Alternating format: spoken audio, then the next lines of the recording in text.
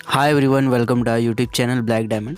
तो सबसे पहले आप सभी का बहुत बहुत धन्यवाद कि आप लोग लगातार मेरे वीडियोस देख रहे हैं, एमसीक्यू सीरीज़ के वीडियो देख रहे हैं, एकेडमिक वीडियो देख रहे हैं। तो हमारा प्लेलिस्ट जाके विज़िट ज़रूर कीजिएगा ताकि आपको पता रहे कि बहुत सारे क्वेश्चंस और बहुत सारे टॉपिक पे मैंने ऑलरेडी वीडियो बनाया है पहले। और अगर कोई एमसीक्यू टेस्ट का सीरीज़ लेना चाहते हैं जो मैं पढ़ा रहा हूँ या जितना भी मैंने एमसीक्यू वाला वीडियो बनाया है, बेसिकली जितना भी चैप्टर है माइनिंग सरदार WCL का एग्जामिनेशन के लिए या DGMS एग्जामिनेशन के लिए भी, तो जो टेक्निकल पोर्शन होते हैं आपके, उस टेक्निकल पोर्शन के जितने भी चैप्टर हैं, चैप्टर वाइज टेस्ट सीरीज़ मैंने बनाया है। और साथ ही साथ आपको कुछ mock test, mines rule, mines act, central electricity rule, regulation वगैरह, रेस्क्यू रूल, VT रूल, इन सभी का MCQ क्वेश्चंस मिलेगा आपको जो माइनिंग सरदार के बेसिस पे होगा। तो जो माइनिंग सरदार की प्रिपरेशन कर रहे हैं उनके लिए बहुत ज़्यादा इंपॉर्टेंट है, आप चाहे तो ले सकते हैं।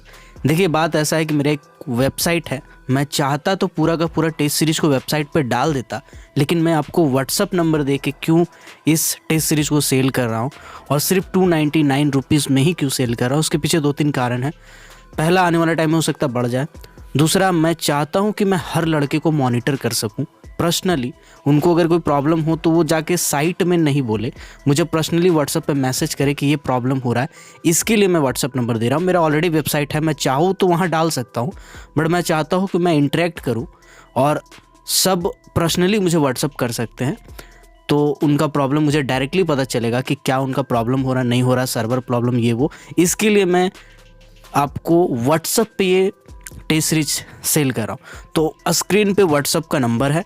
अगर आपको वो टेस्ट सीरीज लेना है WCL से रिलेटेड या कोई भी माइनिंग सरदार की अगर आप प्रिपरेशन कर रहे हैं तो उससे रिलेटेड, सिर्फ टेक्निकल पोर्शन आपका कवर होगा और पूरा A to Z कवर हो जाएगा।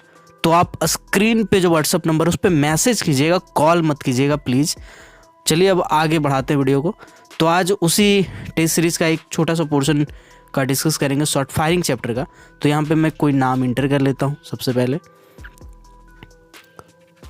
तो नाम इंटर करके मैं इसको स्टार्ट करता हूँ। तो शॉर्ट फायरिंग का आ चुका है क्वेश्चन, चलिए डिस्कस करते हैं। पहला क्वेश्चन है, नाइट्रस फ्यूम्स यानी खांसी गैस ब्लास्टिंग के धुएं में कितना तक हो सकता है? 5 ppm, 10 ppm, 15 ppm या 100 ppm? तो देखिए, ऐसा है, जो 5 ppm आप पढ़े हैं वो तो अनुमोदित सीमा है, परमिसिबल लिमिट है नाइट्रस फ्यूम्स का। 100 ppm एक्चुअली प्रैक्टिकली ये देखा गया है कि जो ब्लास्टिंग का धुआं होता है उसमें 100 ppm तक नाइट्रस फ्यूम्स मिल सकता है।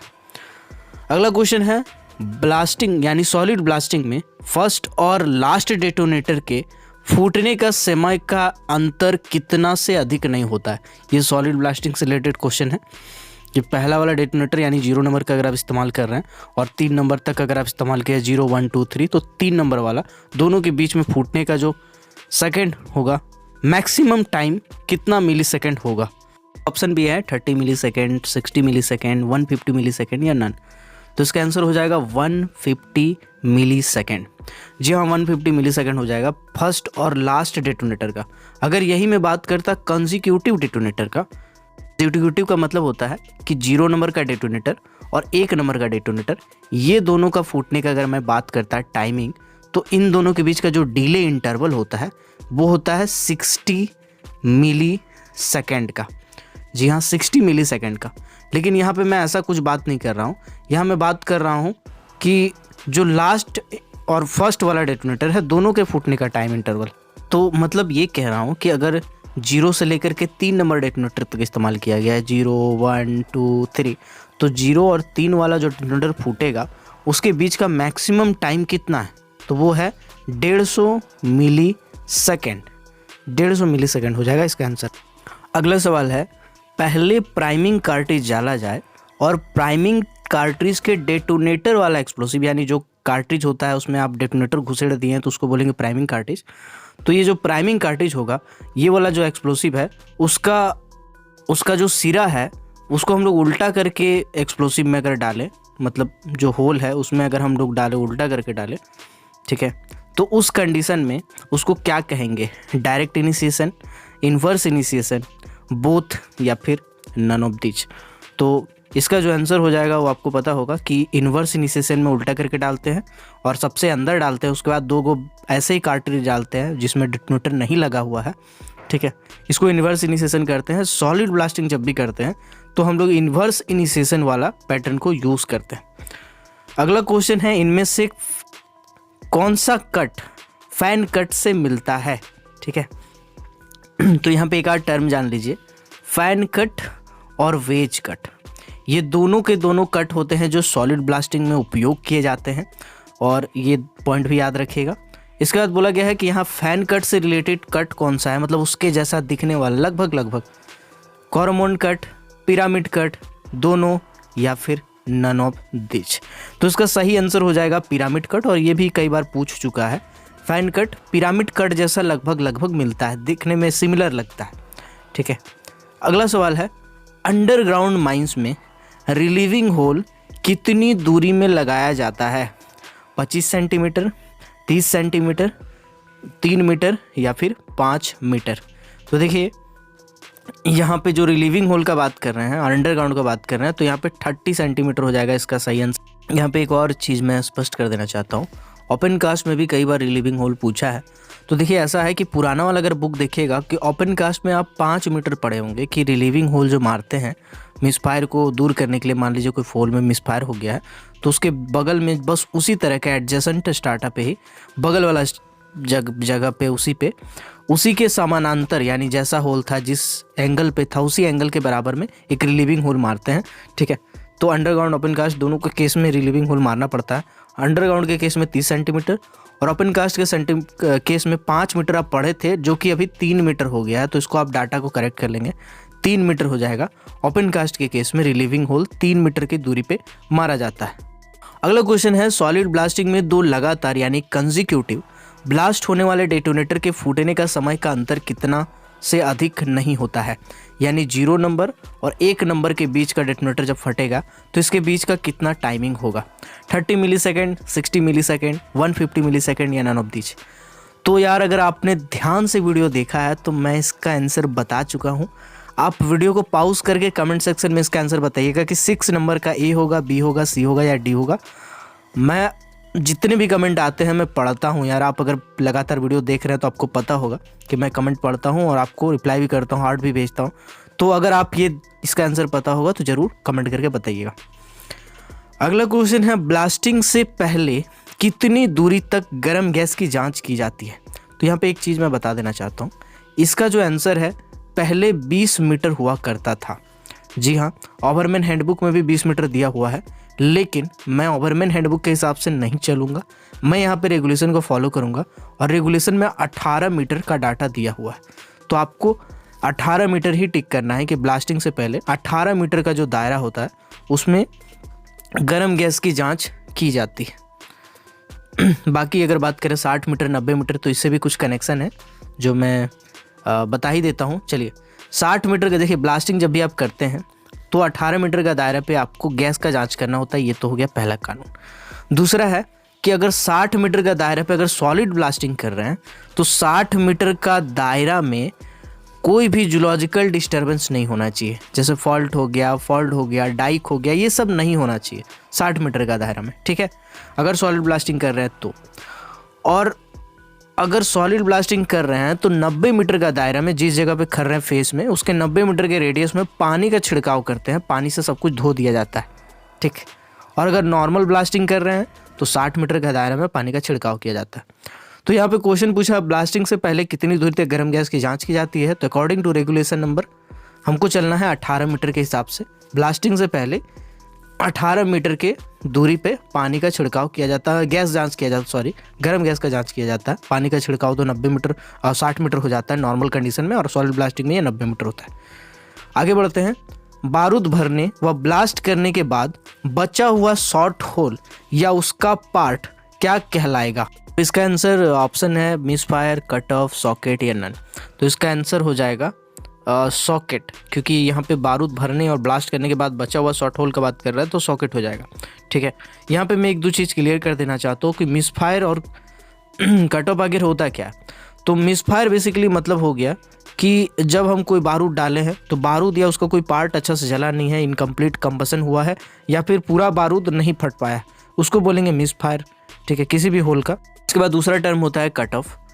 कट ऑफ का मतलब होता है कि जब कोई शॉर्ट होल आप अगर कर रहे हैं, ठीक है, डीले डेटोनेटर से कर रहे हैं, अगर डीले डेटोनेटर वाला ब्लास्टिंग में ही कट ऑफ बनता है, तो डीले डेटोनेटर वाला ब्लास्टिंग कर रहे हैं और एक होल फटा, ठीक है, ये वाला होल अगर फटा और इसके कारण जो बगल वाला होल था, ठीक है, बगल वाला होल बिना ब्लास्ट हुए टूट जाता है, क्रैक आ जाता है, तो इसको हम लोग बोलते हैं कट ऑफ। ठीक है, और सॉकेट किसको बोलते हैं? सॉकेट का मतलब हो गया कि जो बारूद भरे हैं, ठीक है, ब्लास्ट कर दिया, बगल वाला होल जो है या बचा हुआ जो पार्ट है इसका होल खुद का टूट नहीं पाया है, तो उस कंडीशन में उसको हम लोग बोलेंगे सॉकेट। अगर खुद का होल मतलब जो होल हम ब्लास्ट कर रहे हैं वही होल नहीं टूटा, तो इसको बोल देंगे सॉकेट। और जो होल हम ब्लास्ट कर रहे हैं उसके बगल वाला होल इसी बारूद के कारण टूट गया है, डैमेज हो गया है, तो उसको हम लोग बोल देंगे कि ये कट ऑफ है। ठीक है, आई होप क्लियर हो गया होगा आपको। आगे बढ़ते हैं।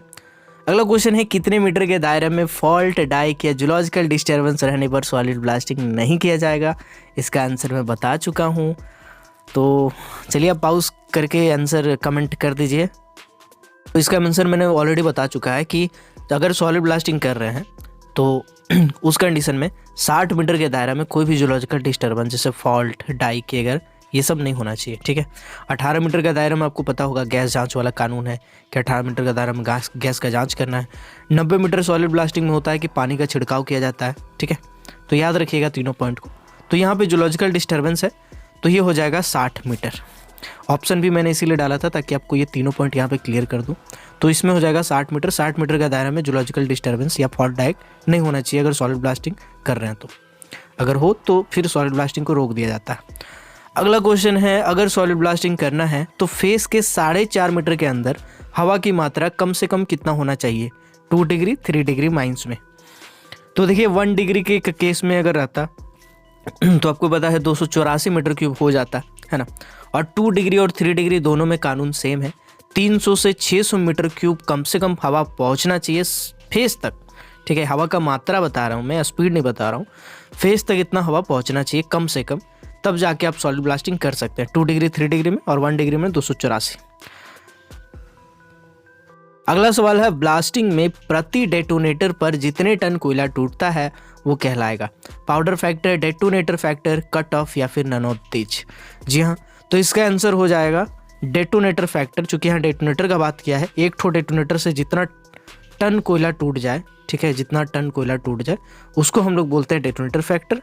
और 1 किलो बारूद से, 1 किलो पर्टिकुलर बारूद से जितना टन कोयला टूट जाए उसको हम लोग बोलेंगे पाउडर फैक्टर। तो यहाँ पे डेटोनेटर फैक्टर हो जाएगा। अगला सवाल है, किसी शॉर्ट होल में भरे गए पूरे के पूरे बारूद का ब्लास्ट ना होना क्या कहलाता है? तो इसका आंसर ऑलरेडी मैंने डिस्कस कर चुका है कि कोई शॉर्ट होल में अगर बारूद भरे हैं पूरा का पूरा ब्लास्ट नहीं हुआ तो क्या कहलाएगा। आप कमेंट करके ज़रा बता दीजिए। मैं देखना चाहता हूँ कि कितने लोग बड़ा ध्यान से इस वीडियो को देखते हैं, और इसी के हिसाब से मैं और भी आगे वीडियोस बनाते जाऊँगा। अगला क्वेश्चन है, स्टेमिंग की लंबाई, लेंथ कम से कम कितना सेंटीमीटर रखा जाता है? तो देखो मेरे भाई, अंडरग्राउंड माइंस का यहाँ पे बात कर रहे हैं हमें। ठीक है, अंडरग्राउंड माइंस में जो आप स्टेमिंग करते हैं, जो होल है, ठीक है, इसमें बारूद वगैरह जितना दूर भरना था भर दिए, उसके बाद स्टेमिंग करें तो स्टेमिंग का जो लंबाई होता है ना वो कम से कम 45 सेंटीमीटर होना चाहिए। ठीक है, 45 सेंटीमीटर कम से कम होना चाहिए, इससे कम नहीं होना चाहिए। तो इसका आंसर हो जाएगा 45 सेंटीमीटर। नेक्स्ट क्वेश्चन है, डिस्ट्रिक्ट के चार्ज वाला माइनिंग सरदार शॉर्ट फायरिंग का काम कर सकता है यदि चार्ज में दिए गए वर्कर की संख्या डैश हो। यानी कितना वर्कर एक माइनिंग सरदार का चार्ज में रहेगा तो वो डिस्ट्रिक्ट भी संभालेगा, घूम घूम के जो इंस्पेक्शन करना वो भी देख सकता है, साथ ही साथ वो शॉर्ट फायरिंग का काम भी कर सकता है, ब्लास्टिंग वगैरह भी करा सकता है। ठीक है, 30 व्यक्ति से कम रहेगा तब, 100 व्यक्ति से कम रहेगा तब, 250 व्यक्ति से कम रहेगा तब, या 1000 व्यक्ति से कम रहेगा तब। तो इसका आंसर हो जाएगा ऑप्शन नंबर 1। 30 व्यक्ति से कम रहता है तो माइनिंग सरदार ही शॉर्ट फायरिंग का काम करता है, इसका माथा में जिम्मेदारी बढ़ जाता है। ठीक है, वर्कर कम है तो अभी से बात है, चार्ज में ज़्यादा झंझट नहीं है तो इसको कर सकता है। अगर उससे ज़्यादा है तो फिर अलग से माइनिंग सरदार रहेगा जो सिर्फ माइनिंग सरदार का काम करेगा शॉर्ट फायरिंग, अलग से शॉर्ट फायर करेगा। पे मैं एक और चीज़ बता देना चाहता हूँ कि देखो यार, माइनिंग सरदार अभी जो पहले क्या होता था ना, शॉर्ट फायरिंग या ब्लास्टर का अलग से डीजीएमएस एग्जामिनेशन लेता था, अब वो सब एग्जामिनेशन नहीं होता है। अब क्या है, जो माइनिंग सरदार हैं उन्हीं को शॉर्ट फायरिंग का काम दे दिया जाता है, ठीक है। अगर कोई माइनिंग सरदार शॉर्ट फायरिंग का काम कर रहा है, मतलब है कि वो उस दिन शॉर्ट फायरर का कर्तव्य और जिम्मेदारी निभाएगा। ऐसा नहीं है कि 4 घंटा ब्लास्टिंग करना, 4 घंटा कर लीजिए, अब आके थोड़ा फेस भी देख लीजिएगा, थोड़ा सपोर्ट भी देख लीजिएगा, थोड़ा ये से थोड़ा वैसे, नहीं, कुछ नहीं। माइनिंग सरदार गया बारूद लेके, मतलब उसका काम है कि शॉर्ट फायरिंग कराएगा, बस उसका काम है शॉर्ट फायरिंग, काम खत्म, शॉर्ट फायरिंग खत्म, उसका काम खत्म, ठीक है। तो ये माइनिंग सरदार आजकल कराया जाता है, माइनिंग सरदार से ही एक्चुअली कराया जाता है, ठीक है। और एक कानून भी ये है कि अगर 2 डिग्री है, 3 डिग्री माइंस है या फिर फायरी सिम है, इस कंडीशन में माइनिंग सरदार ही ब्लास्टिंग कराता है। शॉर्ट फायरर जो सर्टिफिकेट वाले होते हैं, जो पहले से लेके बैठे हैं, उसको नहीं दिया जाता है। लास्ट क्वेश्चन चलते हैं वीडियो का। 1 डिग्री में किसी भी होल में बारूद की मात्रा कितना से अधिक नहीं होगा। देखिए, सॉलिड ब्लास्टिंग के केस में पूछा गया है कि अगर 1 डिग्री माइंस है और सॉलिड ब्लास्टिंग अगर आप कर रहे हैं तो एक तो पर्टिकुलर बहुत सारा होल करते हैं ना, 25 होल तक मैक्सिमम कर सकते हैं सॉलिड ब्लास्टिंग में, आप उससे ज़्यादा नहीं कर सकते। तो एक पर्टिकुलर होल में कितना बारूद तक मैक्सिमम आप डाल सकते हैं, उसका प्रोविज़न पूछा। अगर 1 डिग्री है तो 1000 kilo, 1000 gram, sorry not kilo, 565 ग्राम, 665 ग्राम या फिर नन ऑफ दीज। तो देखिए, 1000 ग्राम 1 डिग्री का माइंस में कर सकते हैं आप। अगर 2 डिग्री या 3 डिग्री होता तो 565 ग्राम, याद रखिएगा 565 ग्राम अगर 2 डिग्री या 3 डिग्री का माइंस रहता तो आप कर सकते थे। यहाँ पे 1 डिग्री पूछा है तो 1000 ग्राम माने 1 किलो, 1 किलो, ठीक है। तो आई होप आपको ये वीडियो पसंद आया होगा। इसमें और भी बहुत सारे क्वेश्चन है, अगर टेस्ट सीरीज आप लेते हैं तो ज़रूर ज्वाइन कर सकते हैं। वैसे मैं धीरे धीरे क्वेश्चन बनाऊंगा और भी बहुत सारा। तो अगर आप ज्वाइन करना चाहते हैं तो व्हाट्सअप नंबर आ रहा होगा स्क्रीन पे, आप उस पर प्लीज़ मैसेज कीजिएगा, कॉल मत कीजिएगा, और मैसेज कीजिएगा, मैं सारा इंस्ट्रक्शन भेज दूंगा। और बहुत जल्दी प्राइस डबल होने वाला है, ठीक है। तो अभी मैं व्हाट्सअप पे ही मैं चाहता हूँ कि आप आएँ ताकि मैं आपसे इंडिविजुअली कनेक्ट रहूँ। तो मिलते हैं अगले वीडियो में, तब तक के लिए keep watching, keep supporting, till then, Jai Hind.